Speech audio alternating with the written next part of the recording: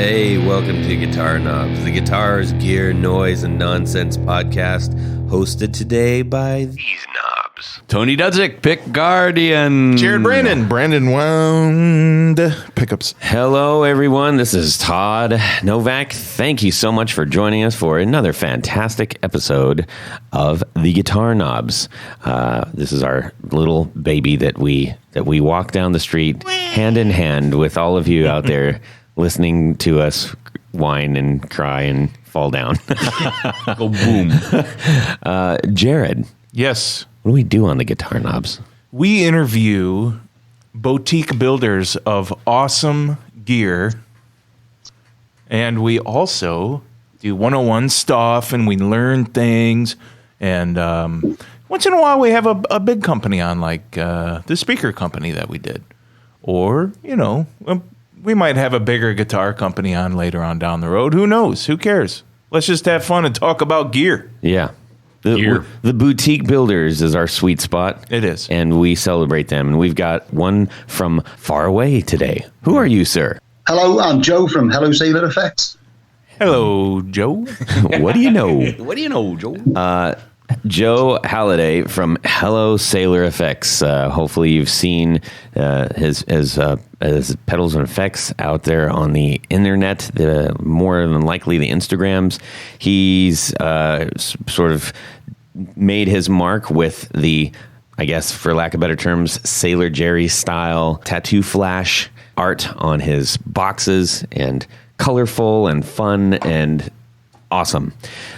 We've mentioned him on the podcast before. He sent out a pedal for us to check out. It was the underdrive, if you recall, the broadside underdrive, which is will scramble your brain if you try to figure it out. So we won't get into that. Just plug it in and play. Just plug it in and play. Plug and play. Joe, we're going to have a great time talking to you, getting to know you, and sharing your brand stylings and products with the rest of the world. And where are you calling from? Right now I'm calling from Portsmouth, England, down the south of the country. And where are you originally from? I'm from Liverpool originally, but travel with work, so... I thought you were going to say Nashville. All right. Well, I'm sure everybody will cue into some of the little idiosyncrasies in his colorful accent that those of us aren't normally listening to, and everybody who listens to him from over in the UK is gonna be like, "What's the big deal?" Exactly. Is there, aside from your pedals, is Liverpool known for anything else? The best football team in the world at the moment. Oh man! I you woke up the UK's. I don't totally they're number 2 in my heart. But anyways, we won't trod upon that pitch, so to speak. Anyways, okay. Blah, blah, blah. So we got some announcements that we're gonna do here. Real quick, we're gonna hit up Rode and say, "Hey Rode, thank you for supplying our awesome audio equipment, the Rodecaster Pro, this beautiful baby capturing our voices right now and processing them into digital ones delights. and zeros. And we also have the Procaster mic, which has been capturing our lovely velvety voices for several years now. Thanks. So these are mighty fine instruments. If you are considering getting into podcasting, I highly suggest the Rodecaster Pro, or if you're just recording your band in your basement, this is also a pretty sweet thing to be able to use for that. Are you ever going to let us push the effects buttons? Nope. Anyways, yeah, it's got all kinds of crazy effects pads that you can, put in for sounds and junk, and make whatever you want. Make fun. Like at the beginning, when we do, and we do our intro. Really? We could put that on one of these silicone pads, and I just hit it. But I do that in post anyway, so it doesn't matter.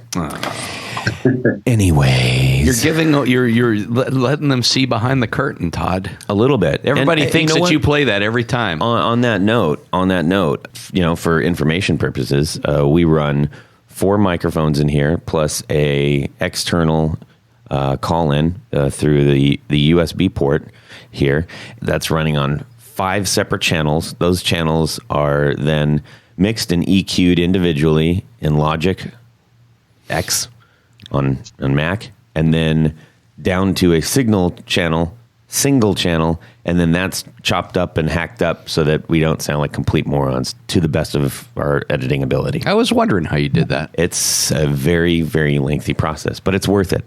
It is worth it.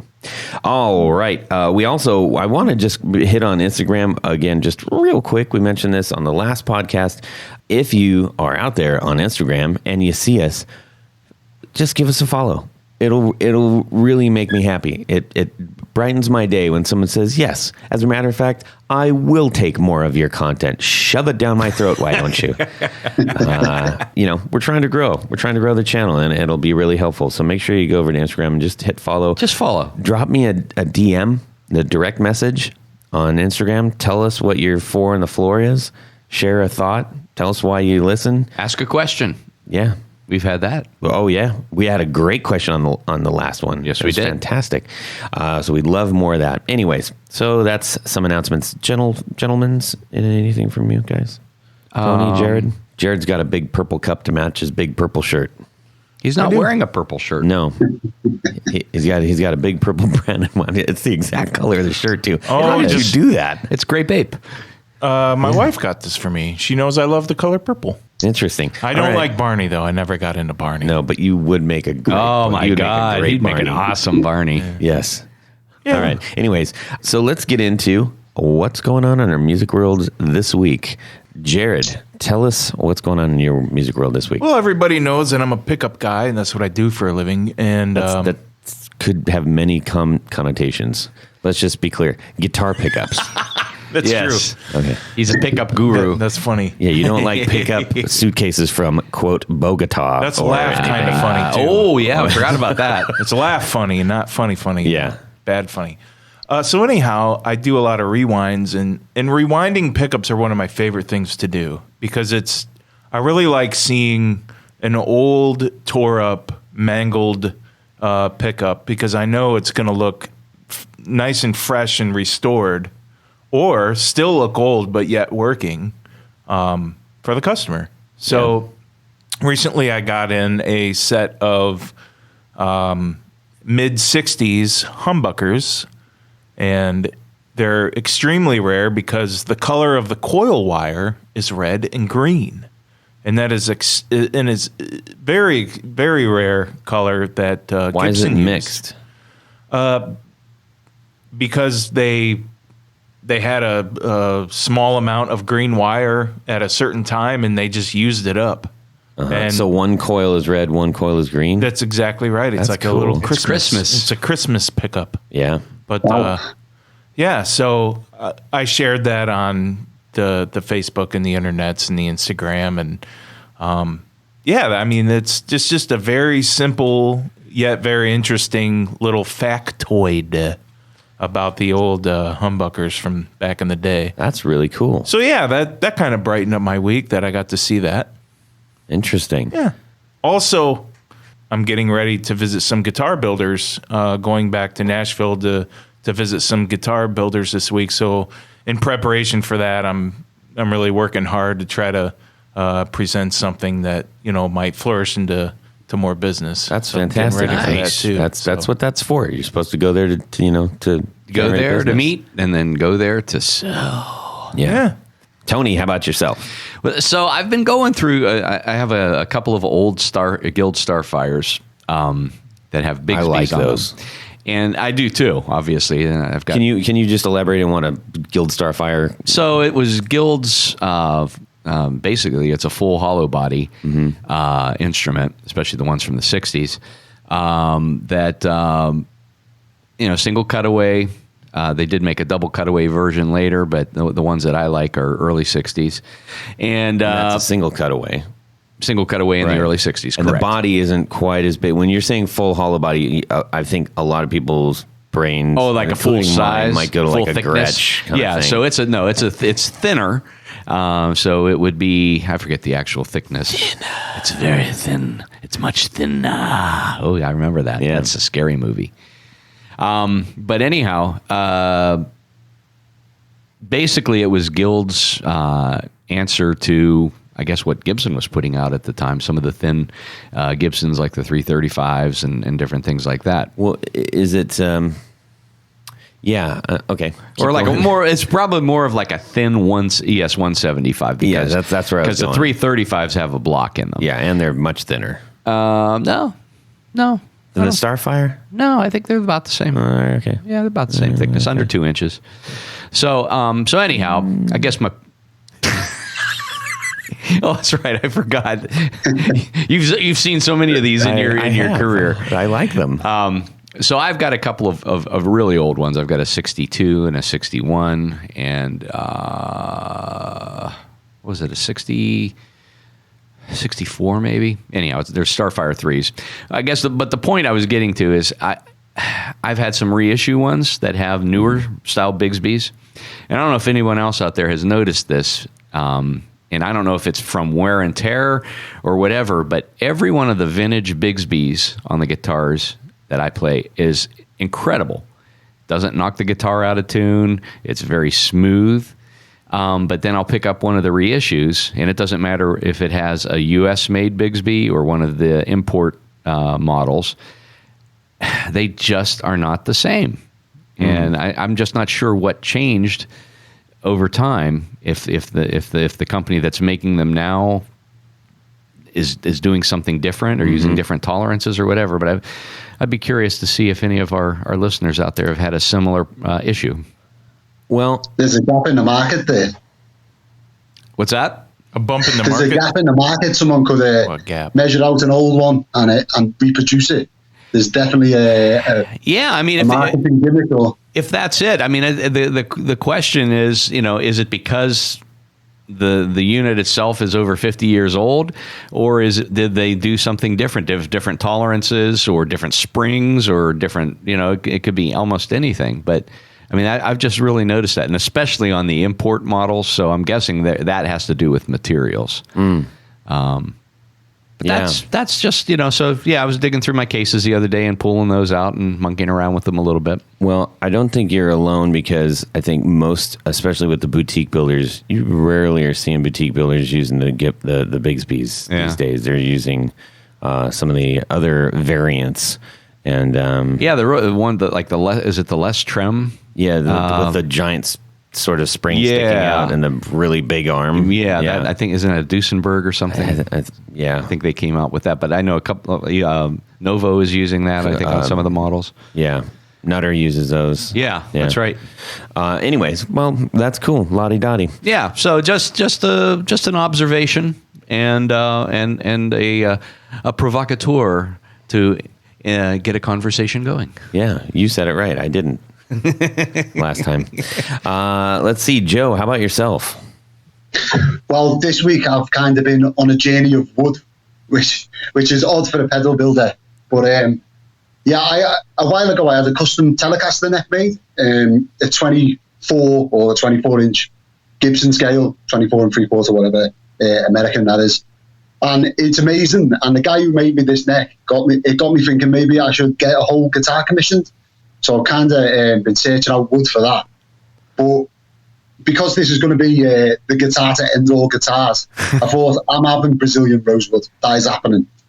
So on the body? No, it started off as just a fretboard. Okay, I was going to say, you're a braver man than I. Yeah, it'd be heavy. Yeah, so I bought this fretboard blank. It sounded amazing, and oddly enough, smelled amazing. And then it got me thinking that, no, I can do a whole neck. So I searched out a antique table from, I think it's from 1830. It's a William V table with 2 solid rosewood legs. So one leg is enough to get a solid rosewood neck out for my guitar, and then another leg I'm going to get it chopped down into fretboard blanks just to, spread the love a bit, maybe sell them on reverb. Wow. So I've been on a real journey of wood, like looking at antique tables. My wife thinks I've gone crazy. She's like, we are not having that in the house. Like, it's not for the house. I'm going to cut it. Oh, that's great. I'm trying to think of a good joke to tie in for legging it. which is your term for let's split. Yeah. Did you? I don't know if you've had a chance to map out the body yet, but I was really surprised because I've some of the 24 3/4 Telecasters, the bridge literally only has to move about 1/4 of an inch closer to the neck. I mean, also with my Telecaster, I actually bought. I don't know if you've seen Slick guitars, like a real cheap, foreign made with Slick's name on Telecaster with one pickup. Yeah. Well, I got one of them it's got a solid brass wrap over bridge. So I bought that and I routed the body out for regular Tele pickups, mounted a pick guard. And so basically I've got this Swamp Ash body with already a wrap over bridge on. And I'm routed out, put regular Telecaster wiring and pickups in it. And also got the neck change, so it's now a Gibson scale length as well. So it's like the most Les Paul Tele in the world. I love it. That's great. I love it. Well, another issue I have is with the Telecaster or the Fender is I dig in with the pick, so it hits the pick guard and really annoys me. So I got him to make the neck thicker so that the strings are away from the body a bit like a Les Paul, and I can lift the bridge and it feels just like a Les Paul. Huh. Well, that is interesting. You're gonna have to make sure you share pics of that. Yeah, send some follow-up photos. That'd be cool. Well, I nitro sprayed it myself and relicked it because I'm a heathen. And, and the neck. Don't get me wrong, the neck is fantastic. I mean, if anyone gets a chance to look at Maybe Guitars, I think he sells on Instagram, another Instagram seller. But he made I like fat necks, and he kind of took me telling him what I want and made it into the perfect size, shape. The guy wanted me to go to his workshop and shape the neck with my hand, so it fitted my hand all the way up and down the neck. It's just the pinnacle of amazingness. I've had a lot of guitars, but this neck just feels like home, and I've not had it long, so that's really good. Do you have pretty big paws? No, I have really small girl hands, but it's just like a handful. That's why he can build effects pedals. Yeah, but he didn't. He has the dexterity. He has small hands, but really fat fingers. Right. I have this weird thing about if something is really, really hard to do and something's really easy to do, I'll pick the hard one every time. So a fat neck with small hands, or the largest component you can think of that doesn't fit in a pedal, I'll find a way to get that bad boy in there, Yeah, that's interesting. I think you and Wooly have a lot in common. So that's really cool. What color did you paint it? Shell pink was my telly. So, and it's got an anodized gold pickguard, an aged one from where's it get from? Rebel Relics over in Europe. Wow, nice. That's quite a guitar. Well, I went for 5-way wire and harness from Monty's Guitars.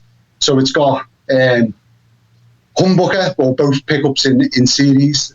Then it's got the neck, the middle position of a Telecaster, then the bridge, and then the last position, the fifth position or first position, however you want to look at it, is the bridge pickup with 30% of the neck blended in, just for a bit more fatness.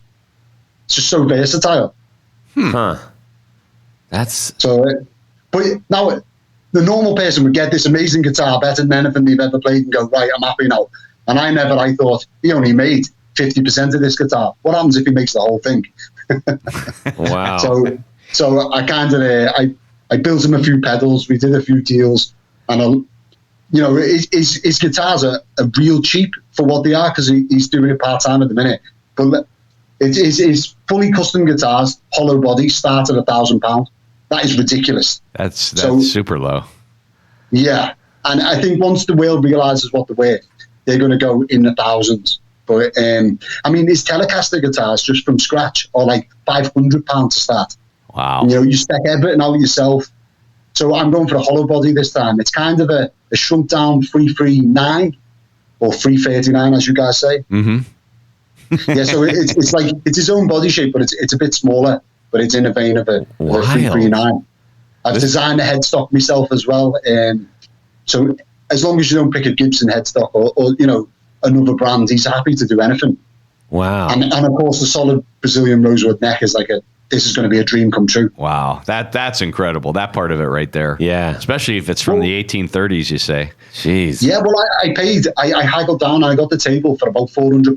I really hope my wife's not listening to this, by the way. Wait, 400. So that's about $750. No, at this point, it's down. Is it down? That's about $500 Yeah, now. Really? It's really similar.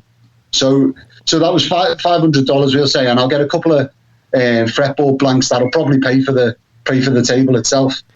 Wow. So that's just. And I'm having a nightmare with couriers, so my week spent chasing it down. So it's now in a warehouse somewhere waiting to be delivered, which is not ideal, but interesting. we'll see. You know, I'm not a woodsmith by any stretch, but if the top, you could get the top planed to be able to pull laminate off for like a body top, I would imagine. I've also bought a curly maple top that is it's a two-piece top that is, it's not overly planed, but the flame's deep and there's some real nice grain on it. So I'm going to stick with Well, that was a pretty cool, man. That sounds like a fantastic guitar. I cannot wait to. It sounds wacky. It sounds kind of crazy. It and blingy and all kinds of stuff. How about you, Todd? What was going on in your musical world this week? Well, thanks for asking, Tony Baloney. I had an on-stage patch cable issue. And it's kind of connected to my my volume pedal. And so I switched guitars, and when I replugged in, I got about half the volume out of my Hagstrom Viking, and I was like, Whoa. what's going on? And it sounded like doo-doo. So I said, I got to fix this. So I hit my friends up at Three Monkeys amps and solderless. God dang it. You can't say that, I'm looking at it. There's a big L in it. Solderless. What is so dumb? Anyways, they make really great solderless cable systems. We've tried a couple, and at least for these ones I really like, and they're great dudes. So I put in an order over there, and they sent it out to me, and on the bottom there's a monkey with a gun. That's a little scary. Better than soldered. It says on the hashtag better than soldered. Soldered. So I'm gonna hook up my board, and then we got to talking. I'm like, man, I'd love to have you guys back on, because they've got extensive knowledge, not only in building. They make one of the best boutique amps out there, the Three Monkeys, and then they started their cable systems. But they have extensive experience in actual like gig touring. One of their three partners is Brad from Aerosmith. He's got a signature right there. He sent it to us. Kind of cool. Anyways, how about that? So yeah, they know what they're doing, and they're fun, and they're going to be back on the show. So we're setting that up. Thank you to Three Monkeys for shipping that out so quickly. That was fantastic. So I get to do that. Yeah, very excited. They look like it's a pretty simple way to put those cables together, too, with the instructions really, on the back. It really is. Actually, you know what I was thinking about doing is getting a real cheap cigar cutter, because the whole thing is, you don't want to use pliers necessarily, because that'll basically pinch it. You don't want to use a sawing action. You want to do something. Right. So they suggest using a utility knife to just cut through it like an actual knife. But then I thought, hey, wait a minute. What if I use a cigar cutter? Yeah. So I might do that. See what happens, right? What's the worst that can happen? It won't work, and I'll cut another little piece off. There you go. Anyhow, so looking forward to that. Just got that, and very exciting. Oh, hey. 1, 2, 3. 4 on the floor. Oh, man, we are excited for this. We got Joe Halliday from Hello Sailor Effects. He's going to share his 4 on the floor. Go for it, Joe. Right, so first of all, I have an always-on clon pedal. Now, I'd never tried a clon pedal before, but I've got a friend, Simon. He sent me one from JSA Effects, which is a pretty unknown effects company in the UK, and he makes these pedals one at a time. There's no artwork or colour to speak of, but what's special about it is it's a direct replica of a clone, only not using op amps like the original. It uses transistors or discrete amplifiers to do the same job.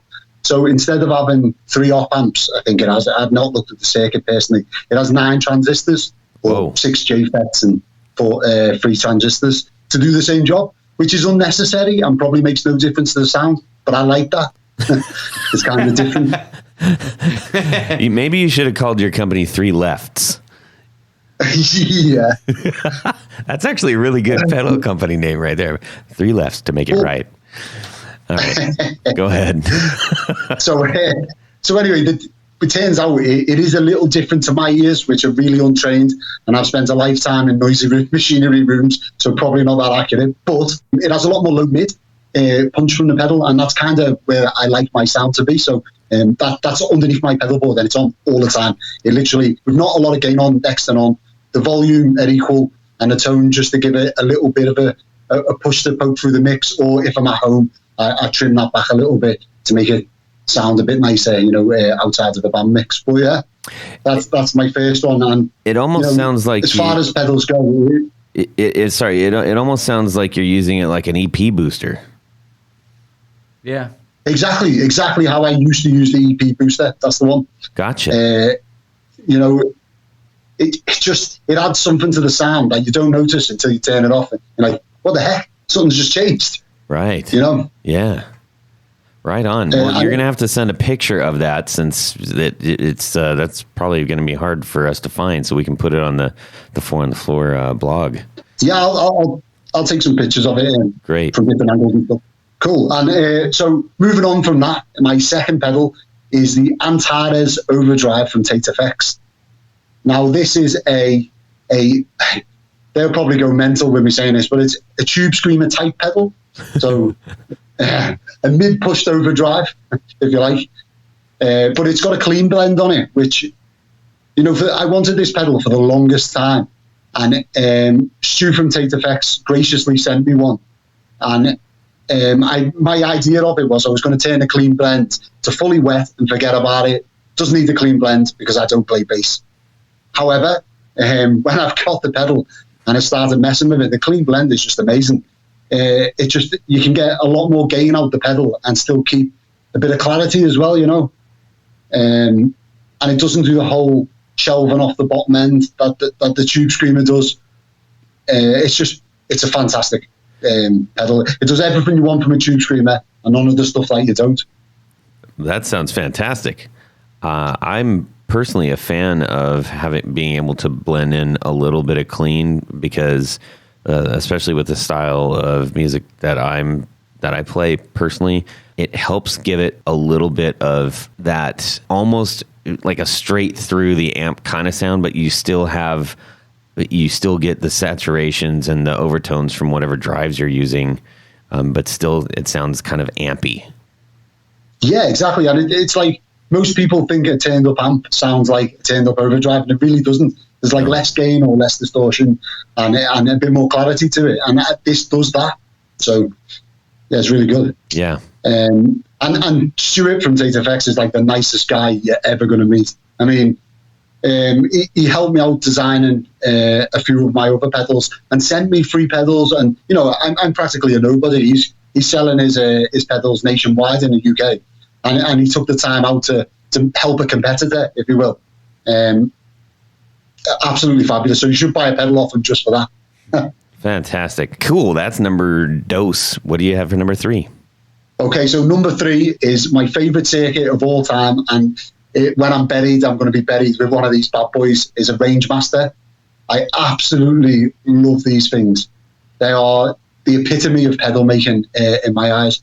And the one I'm going to go for is the Copper Sound Broadway. I've just got one of these maybe 6 weeks ago, and it is fabulous. So, I don't know if you've seen them before, like a Telecaster looking pedal. Oh yeah. We've had them on the show, and Alex we tried that one, didn't we?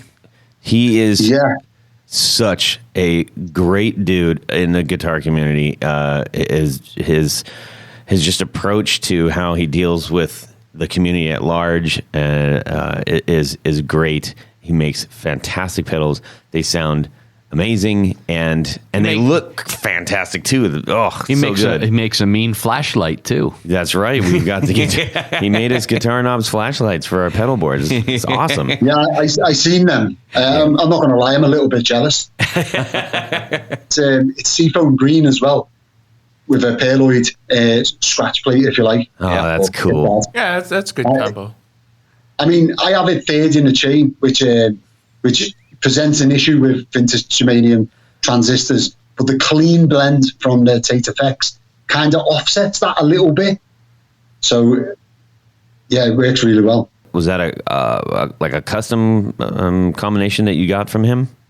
No, I bought it from Reverb. I wanted one for the longest time. I'd spoke to him a couple of times about a shell pink relic one, because I'm a huge shell pink fanboy. It's like, that's got to be the best color for a guitar. So that's a thing it seems like it's a thing over there, and that may be amplified from the guitar nerds, because they're always talking everything that they have to have is shell pink, like all of them. It's crazy. They're all like, that's the only color that exists. They love that color, and I think that's maybe that's just amplified the love of shell pink. I don't know that it's as big over here. No, it doesn't feel like it is. No. But so is that true? Is that like the thing over there? Yeah, well, do you know what? I think it must come from the guitar nerds, because they're like, I mean, they started the GAK podcast way back when, and that was like the only thing the UK had, like podcast wise or media wise, and it was fabulous for what it was. And then it's developed into this amazing, and I'd say it's the most popular one over here, along with the Fret Talk podcast. Then too, the guitar knobs, the guitar nerds is kind of like the prim and proper good boys podcast, if you like. Yeah. And the Fret Talk podcast is if you want some smut. So yeah. We've had the pleasure of meeting up with them, cool. and they, it was great talking with them, because it's not a big giant guitar podcast world out there. So when you do meet up with the others that are doing it and doing it really well, and we're all fans of that show. We listen to all the episodes. So it's funny because occasionally we'll get this, even when if we have a guest on the show, like we'll have people, we have to say, are you still there? And they've literally said, oh, I thought I was listening to the show. Right? So when you meet up with somebody that you're used to listening to, and you're standing right in front of them, it's like, this is weird. This is cool. But it's weird because you're here and I'm hearing your voice, but you're standing right in front of me. So they were really great dudes. Well, I think they just seem like real nice guys and down to earth. And Joe Branton, he seems like the type of guy I want to go out on a weekend bender with, Yeah. For sure. Haven't had the pleasure of meeting Joe, but hopefully someday our paths will cross, even though I'm sure he's going, no. Keep him away. Cease and desist. Yeah. So that's cool.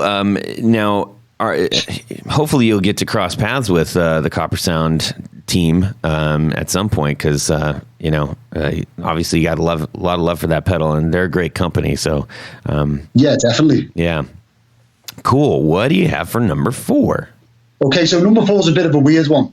I went on a bit of a journey for flangey type chorusy effects. Now, I really didn't like them for the longest time, and I wanted to like them. It's just one of them effects that you got to have. It's like a fashion type thing, isn't it? And I wanted to like it so much, and I just never did, until I got hold of an Ibanez Prime Dual Chorus. So it's a PC-10. Okay. So one of the old effects. The 10s. So it says a dual chorus, when really it's 2 pedals in one. The first pedal is a chorus, a 2-knob chorus, and the second pedal is a 4-knob flanger, but still labeled chorus. And the foot switch can either turn the pedal on and off, but switch between the two settings. And it just, whenever I A/B this against any other chorus or flanger, it just sounds 3D compared to it. It just sounds so much better. And I couldn't live without this one now.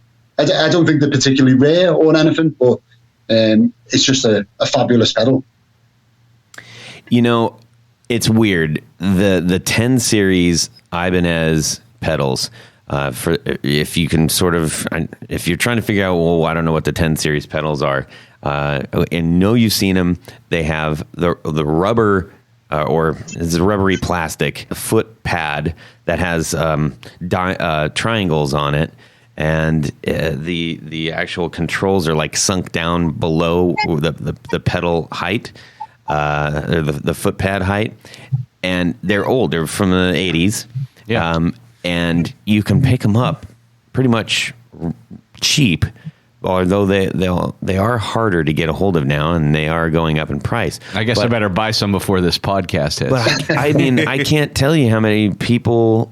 I mean, I probably could. I could go back and find that out. But a lot of people have used the Series 10 pedal in the 4 on the floor. That, as far as an overarching brand and series go, might be actually in the lead. Well, to look at the pedals, they look cheap and plasticky and not made well.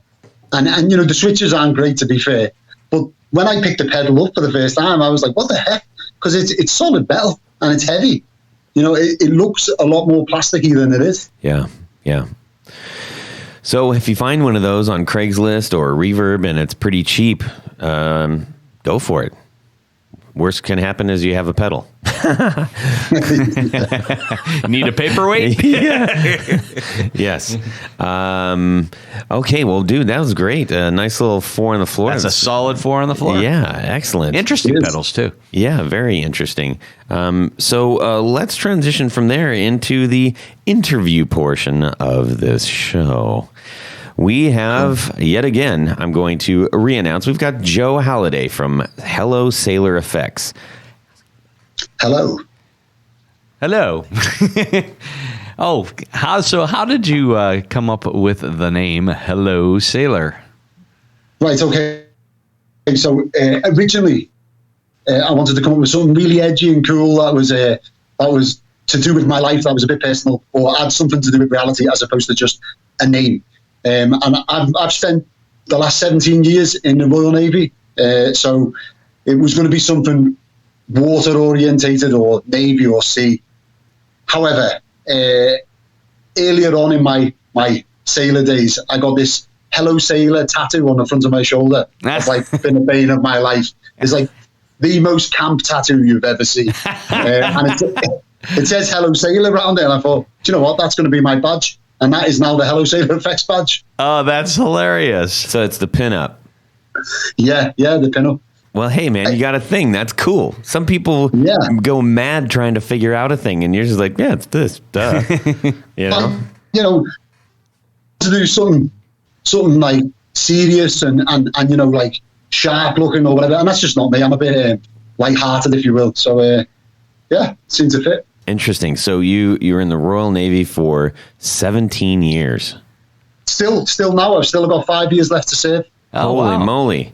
How are you building? How does that work? Because you're not building them. Are you on? I don't know how this works. He only builds when the sea is calm. Yeah. No. I so basically, 2017 is when I started rebuilding again, because I had maybe a 3-year layoff where, you know, life got in the way and I didn't really take it seriously. And then the end of 2017, I come back from 9 months out in the Gulf, and I was like, I'm going to give this a real go. And since then, I've been building while I've been on watch, out on operations at sea, at home on leave. I have, you know, a little pack of all my components and soldering kit and stuff that's small enough and robust enough to go around everywhere. And generally, if I build a pedal that's somewhere interesting, I'll write it on the inside of the pedal, you know, built during operations off the coast of wherever. Wow, that's really cool. That's super cool. So I don't know how much you've seen on Instagram. There's a pedal on there called the Thunder Child, which is like a 4-stage overdrive that was built for a guy called Everett and Joseph. He's an artist in the UK, like a metal type artist. And I built this pedal over 3 months of away out on operations. I'm not sure I can say where, so I'm not going to. And basically, I built this pedal while I was off watch. So I do 12 hours work, and then you're meant to sleep for 12 hours, eat or whatever. And I would put my thinking cap on and go and scribble away. And it took me forever to get this pedal right, but it was all done in between work, watches, and life on board a warship. And it turned out really good, if I do say so myself. That's fantastic. Boy, it's a good thing you're not a submariner. I know. a big I imagine a fumes would be big pretty dude dodgy. on a, because I imagine you're a larger fella. Yeah. Yeah. Well, not in height. Okay. He's short for his weight, like me. Yeah.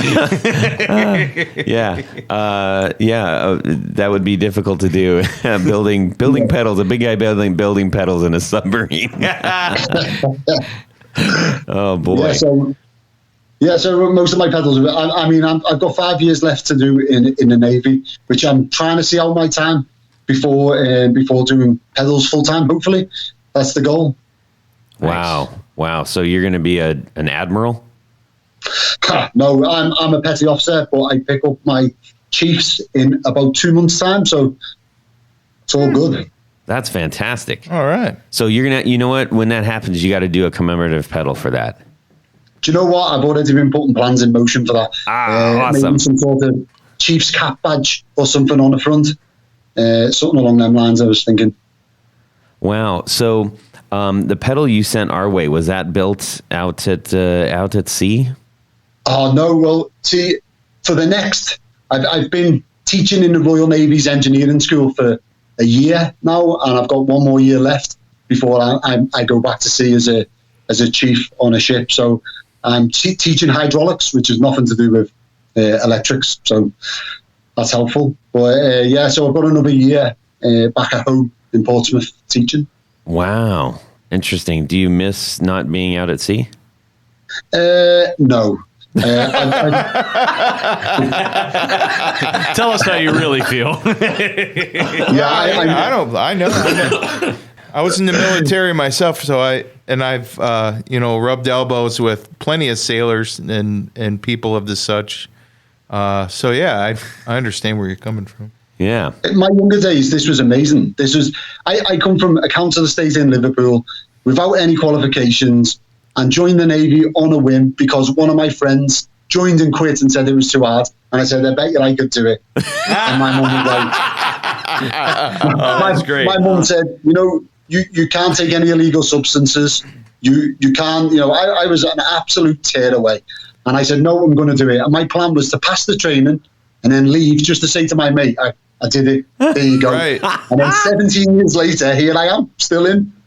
Wow. Well, then that worked out for you then. I'm sure it's very beneficial, though, to, put a career in that field, though, right? Well, so my actual engineering subject is refrigeration. So cooling systems for weapons and domestic refrigeration is my specialization. That's pretty interesting. That doesn't really help for guitar pedals. That's so interesting. I love just hearing this. Everybody always has such an interesting backstory. Thank you for sharing that, man. That's really cool.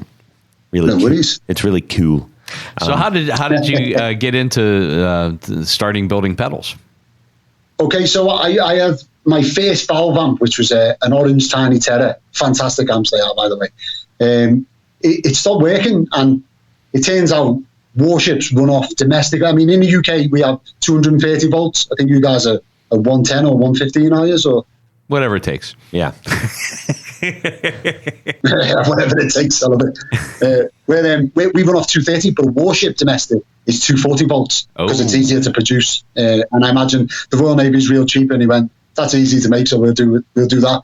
So anyway, it burns out the fuse of my amplifier, and I was like, what the heck is going on here?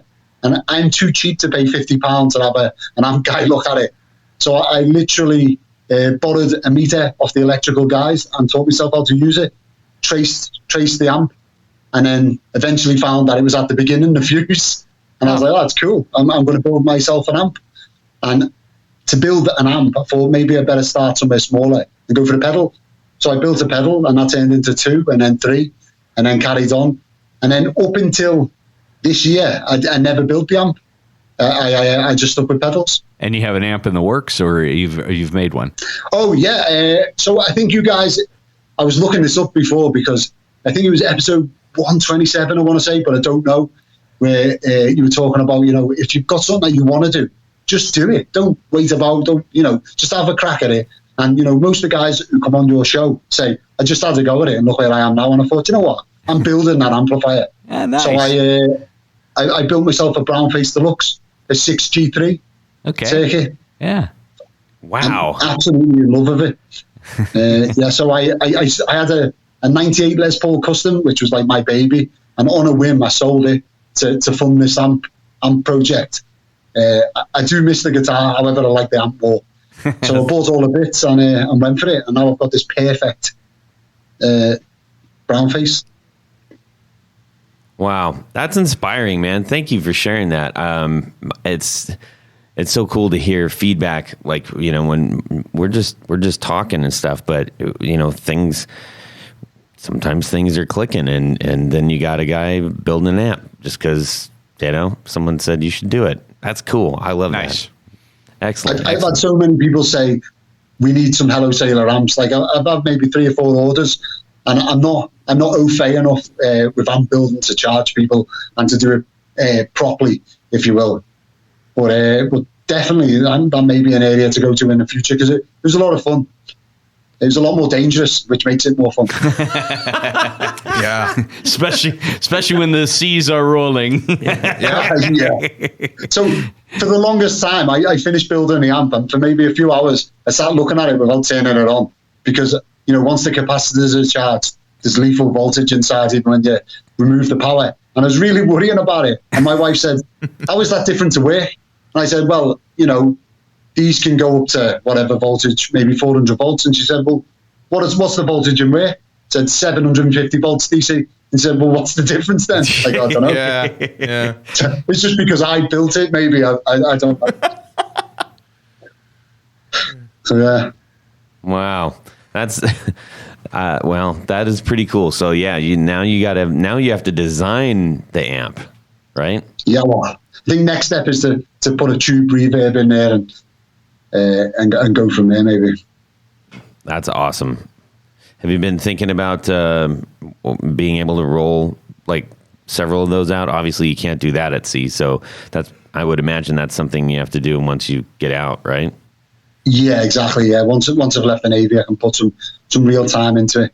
Oh, and there's so many great guys out there building so many better products that I couldn't compete price wise yet. I'd like to do it properly, you know. Yeah, well, see, but that's the thing. Do you need to compete?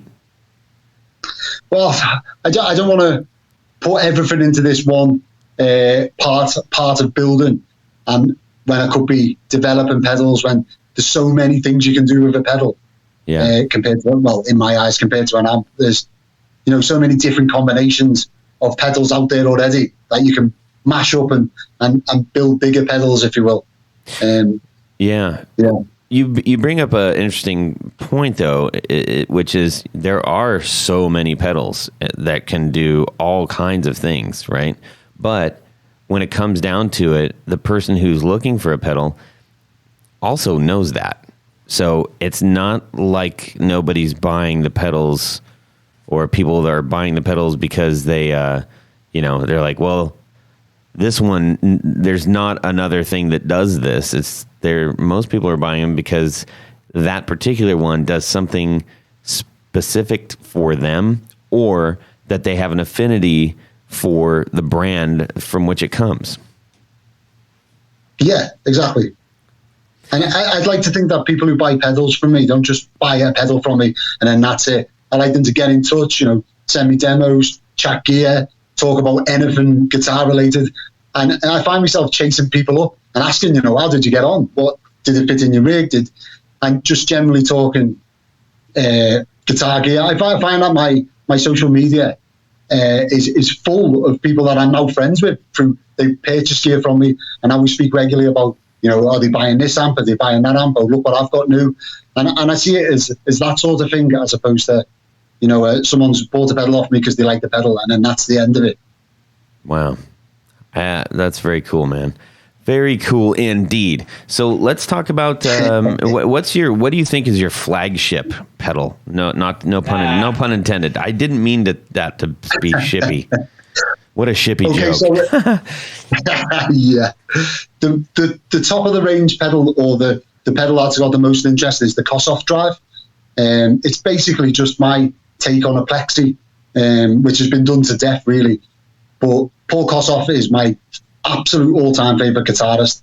So I obviously went for his sound, which I either did or didn't get close to. But I've recently put that in the same enclosure as a range master, and that's now called the free range.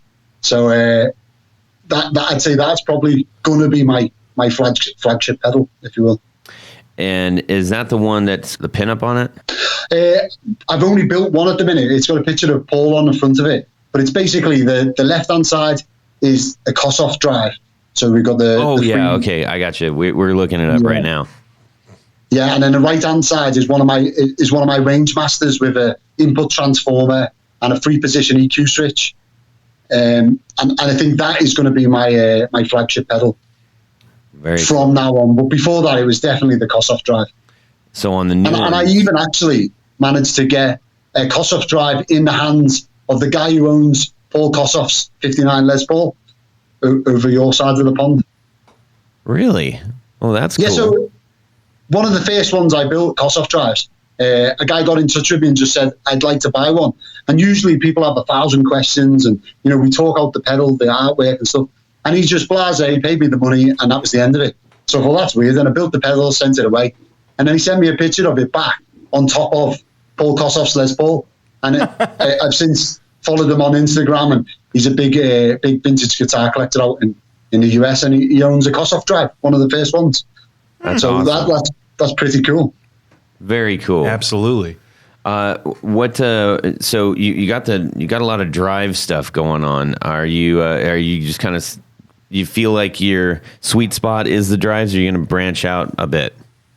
Well, I have branched out a bit in the past. So I've built a couple of chorus pedals, which are still refining. I mean, they were good, but they're still not like the end where I want to go with it. So I've built a few of them for friends. And also I built a dual delay for the same guy that owns the Thunderchild, Everything Joseph. He wanted this crazy delay pedal that is like 2 analog delays where they can either both go into the front of your amp or switch a switch, and the second delay goes through into the effects return. And basically it's 4 knob delay, so you've got blend, delay time, delay level, and amount of repeats. So there's 8 knobs in total. So I built this one monster delay that took so long, and I was like, wow, I'm staying away from them for a while. 8 knobs? Yeah, so it's basically two delay pedals in the same enclosure with the option to put one in the amp's effects loop and one in the front, or both of them in the front of the amp. Whoa. Absolutely crazy. That is. It took so much time. So he come up with this cool concept of the Red October, the old submarine and the film. He come up with a concept. He got the blueprints for that submarine, the Red October, and we put that on as the artwork and painted it red. And we did some sort of Russian style Soviet text on it and stuff. It just turned out really well, but it took so long. I thought maybe I'll build a few more of them in the future, but only as custom orders. Wow. Red October, that's a great idea. But I'm sat looking at my pedal board now, and I've got a tuner and a reverb and everything else. A tuner, a reverb, and my dual chorus. Everything else, and the whole thing is a drive pedal. So I'm just addicted to drive pedals. Yeah. And it's lots of them that do the same thing, but why not? Yeah, but they do the same thing, yes, but everything does it just a little bit different, and affinity for having it, or the brand. That's the collector mentality, man. You know that. Exactly, yeah. So they make you play differently, and I don't care if it's the same pedal in a different color. It's going to make me play differently because I hear with my eyes. I'm happy with that. Yeah, that's what Jared says all the time. Speaking of Jared, he's got a quick question here. So about your future here in the United States, if you serve 20 years, you can retire, and usually service people that had done 20 years and retired, they usually go out and they do a career that they've always wanted to do because it just works out that way. So my question to you is this something you're going to dive into a lot more after you're done serving? This is definitely the way I want to go and what I'm working towards. However, the next 5 years are going to be the test. I've given myself 5 years to make this a viable option. And if it is, I'm going for it. And if it isn't, there's a lot of money in refrigeration engineering, so I'll do this on the side and engineer. But yeah, definitely, this is something that I want to make a thing. Yeah. Awesome. And if my wife's listening, I'm definitely going to get a normal job. Well, man, thank you so much for sharing all this stuff with us. It's been a real treat hearing your backstory and the things that motivate you. From a small builder's perspective, you've taken such great steps to ensure that you're doing something that you're proud of, that you're doing something that people love, and that is unique. I mean, whether it's the presentation or just a little tweak on circuits and stuff, you've got something really unique out there. So I appreciate your effort and the fact that you're doing it and giving it your all, man. Thanks very much, mate. You're welcome. We are going to segue into our awesome little segment called Would You Rather? This week's Would You Rather. You're at a concert, a Joan Jett concert. Who? Joan Jett. She's awesome. So you're at the concert, and you have a backstage pass. You go backstage, and Joan Jett's feeling quite generous. Why, Tony? Well, I think she wants to give you one of her guitars. Mm-hmm. The guitar. Well, there could be a couple different things. So the guitar, the white guitar, the Melody Maker that we all have seen and said, what the heck is that? So if you go back in time, it was obviously a refinished 1965 Gibson Melody Maker. It has a tune-o-matic bridge and tailpiece like a Les Paul. It also has 2 humbuckers. Yep. And 4 controls set up like a Les Paul.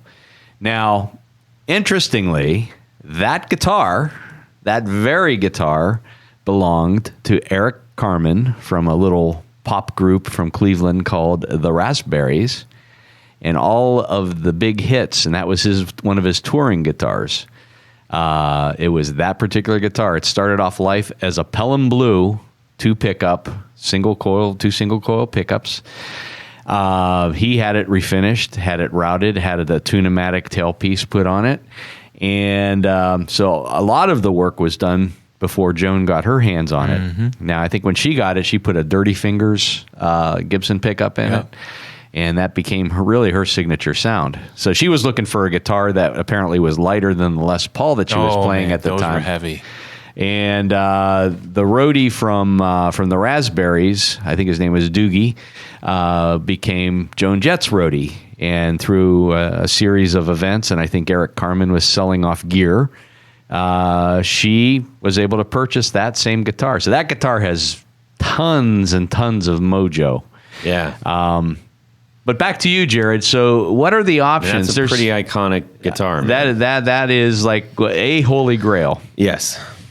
So, would you rather have that guitar that Tony just explained about for a good long while, which is very specific, the white conversion, which is pretty awesome, very iconic, or would you rather have her mint Pelham Blue 65 Melody Maker, all stock, before it was all modified to what it is now? Would you rather have that same guitar in original condition before modified by anybody? That is the question. All right. What is the answer? Yeah. Tony.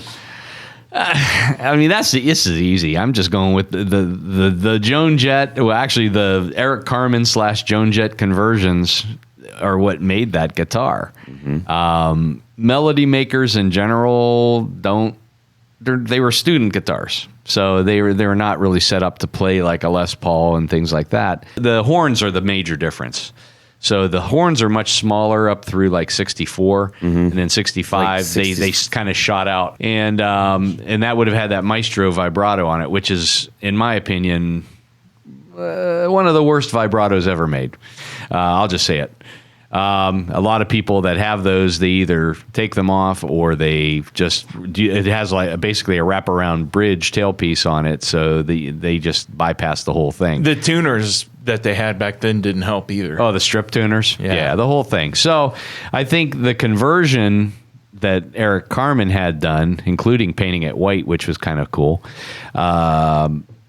made the guitar a better instrument. So while I'm a fan of Pelham Blue, but I think the what was done to that guitar actually made it a little more rock and roll friendly, shall we say. So I'm going with that. Gotcha. I like it. Joe, how about yourself? I'm going for the beat up, battle scarred one because it's like myself, had a good life. So that's going to be the white conversion, right? Yeah, the conversion, the one that's got a bit of character to it. Yeah, for sure. Jared? As much as I would enjoy having all the creativity to myself, having, modded after I get it, because, as a student guitar, it wouldn't bother me as much to do so. And plus, not only that, in vintage terms, 1965 is pretty much the beginning of the end of the golden vintage era that are really sought after. So as much as I would love to, change all that myself, I would have the iconic police after me and want to bust my doors down and crucify me for messing with Joan Jett's, guitar. I gotcha. And you know what I'm saying? So I'm definitely going with, the modified, the white guitar with the dirty. See, I had you pegged for a Pelham Blue. I'm not. switched. I did. Switcher. I did because of the terms and I have a ton of respect for Joan Jett and what she's done for the punk world. Yeah. Nice. Well, all right. Todd, I don't even think we have to ask you. I'm going white. So part of the reason that we brought this up is because when we were talking about this at dinner, Jared was steadfast on going Pelham Blue, and we couldn't believe it. We're like, what? Not the Pelham Blue isn't nice, but he loves Pelham Blue. And I slept on it. yeah, He slept on the guitar? all right. Well, that's unanimous. We can all on my side. we can all appreciate the contribution that she's made to the rock and roll world. Totally. And I mean, who wouldn't want? It's And don't forget guitar. Eric Carmen. No, Come on, I'm not Raspberries. forgetting him, but Come on. I'm focused on Joan. Well, I know, but you're forgetting Eric. I'm not. I just Eric, said- if you're listening, we love you. We just said his name 3 times. He's I still can't forget alive? Did he appear in front of us? it. Right. Okay. Hey, real quick, Joe, where can people, before we get into our little last segment, where can people find you? Oh, people can find me mainly on Instagram, Hello Sailor Effects, or on Facebook. I've also got a reverb shop or store, as you guys say. If people just get in touch through any of them mediums. And if you don't mind, I'd like to offer any of the listeners a 20% discount on anything I sell. Wow. Whether it be effects pedals, guitars, through either Instagram, Facebook, or Reverb. Just message me, get in touch, mention the podcast, and I'll keep that going right the way up until Christmas Eve. That's amazing. All right, so I'm gonna reiterate that. 20% off anything in Hello Sailor's Reverb store. Okay, and that means what he's selling, guitar. He doesn't mention guitars, gear, pedals, whatever he's doing. You're gonna get 20% off if you get in contact with him via his all the various ways to get in contact and mention the guitar knobs. Okay. So there's not a code, so don't look for a code. You got to get in touch with Joe and make a friend, all right? Make friends with Joe, and he's going to give you the friend discount. That's right. All right? Secret handshake. That's awesome. It's Thank you old for that. school, That's man. super generous, man. We really appreciate it. Yep. And anything that we can do to help people get a hold of the Boutique Builders gear is, that's special. It's good stuff. Tony Baloney. Yes. Bring it home, Daddy-O. All right. At this point of the show, we like to thank a special group of people who help make the podcast possible. We really, honestly, we could not do this with help from our patrons on Patreon. It's whether you get in on the one of the lower levels or all the way up to an upper level, every dollar is appreciated. It really is. It does help offset our costs. So thank you in advance. If you go over to patreon.com/the guitar knobs, you can see there are a couple different levels that you can participate in. Each level has its own special selection of prizes and fun stuff, swag, if you will. Yep. Barefoot buttons, guitar picks, stickers, T-shirts. t-shirts, you name it. It's all there. But when you become an executive producer, you get all of that stuff. I mean, all of it, a big pile. But in addition, Jared, what happens? You get to have your name read on the thing. And that's what I'm going to do right now. That's right. So thank you. Extra big thanks to our executive producers. Doug Gann, Tim Novak, John Esterly, Chris Heidel, Tig Harmon, Tyler Bray, John Anglin, Anthony Lathrop, Johnny Knowles, Stefan Lam, Rick Langlu, Michael McVeigh, Michael Senchuk, Brian Robison, Jonathan Jerusik, Ken Sayers, Corey Nigro, Brad Partridge, Michael Van Zant, Doug Christ, Darren Gregory, Chris Kearney, Sean S. John Daly, Martin Cliff, and Tom Barazin. My man. Man, I was going to punch you in the throat. That's right. I think I got stuck there for a Yeah, second. you did. Hey, everybody, thank you so much. And keep the support coming. We truly appreciate you. Yep. Gentlemen, this has been a blast. Tony, where can people get in touch with you? You know, if you want a special pick guard, a custom pick guard, something you're changing out pickups, all that fun stuff, go over to pickguardian.com. There'll be all my contact information, some general information about pick guards. If you want to see some of the projects I've been working on, you can go over to Instagram to Pick Guardian and the number 1. Great. Jared. If you are in need of some guitar pickups, or you want to change your sound, your tone, or you want it to look more vintage correct, or whatever may have you, Or maybe you want to take an old Melody Maker and turn it into a Joan Jett model. I'm all for it. I can do the Buford T Buckers, which is a version of the Dirty Fingers. Get a hold of me, Jared, Jared, at BrandonWildPickups.com. Go to the website, search around. Do you do rewinds too? I do rewinds, pretty quick turnaround at a low cost. Well, all right. Todd, how about you? Well, you can get a hold of me, Todd, at theguitarknobs.com. Shoot me an email. Tell us what your would you rather is. We would love to hear that. Or just share why you're listening. We get a lot of messages about that. And if you want to just give a digital high five, we really appreciate it and love hearing from you guys. You can also shoot me a direct message on Instagram, and we will read it. So, all right. It has been a blast talking to you, Mr. Joe Halliday.